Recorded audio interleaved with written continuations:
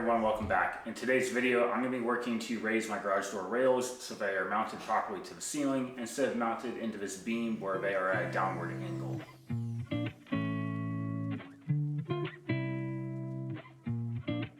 My first step was to use my stud finder and locate a ceiling joist. With a joist located, I then measured off 16 and 24 inches to the left and to the right of my first joist, and then came back with my stud finder again to determine whether or not my joists were every 16 inches or 24, and it turned out that they were every 16.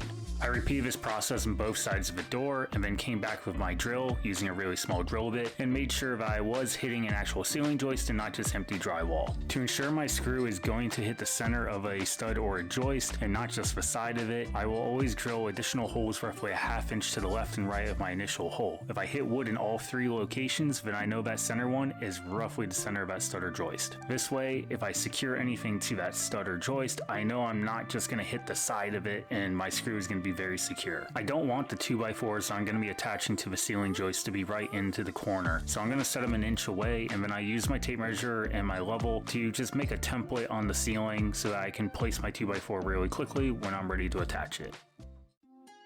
I determined that a single 8-foot long 2x4 was long enough for my purpose, so I cut it into 2 pieces, one at 40 inches and one at 56. The metal straps currently holding up the garage door are not long enough to hit the ceiling joists, so I will use the 2x4s and secure them to the joists and then secure the metal straps to the 2x4s that I've cut. I transferred the ceiling joist locations to their respective 2x4s, and then I pre-drilled them and preset my screws. I also marked the center line of each of the 2x4s because that is where I want the metal hanger to attach to. I don't want it on the front edge or the back edge, I want it right in the center of the 2x4. With all that done, I was now ready to attach my 2x4s to the ceiling.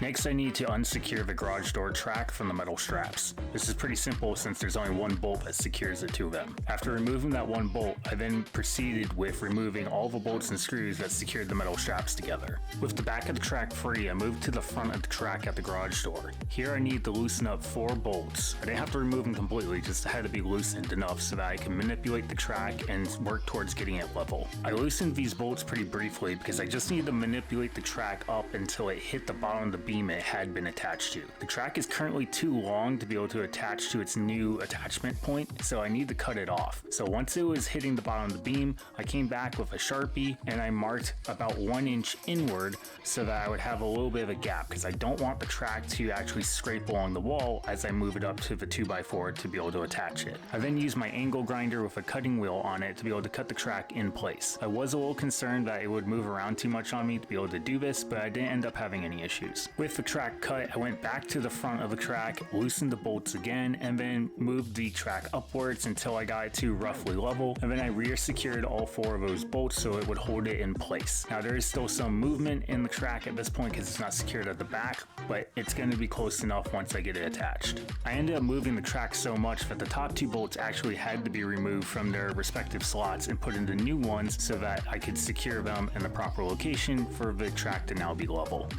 As I secure the first metal strap to the 2x4, you can see the track is already sitting several inches higher just by adjusting the front of it.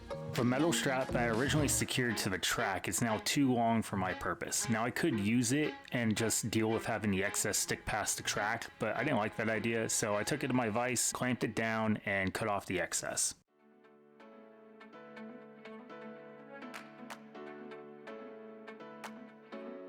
After attaching the strap I just cut, I needed to mark and drill a new hole in the track to be able to secure it to the strap I just installed. After securing the back of the track and making sure my bolts were tight, I determined I needed a 3rd strap placed at an angle between straps 1 and 2 to make sure that strap 2 could not move left and right. After finishing this process on the right side of the garage door, which used the 40-inch 2x4 that I had cut, I then repeated this entire process, now that I had figured it out, which went a lot faster, over on the left side of the door, which used the 56-inch board. Now the left side of the door uses the longer 2x4 because in this situation I can use it to do both of the inside tracks on these 2 garage doors, because eventually I will go and repeat this entire process over on the other garage door as well.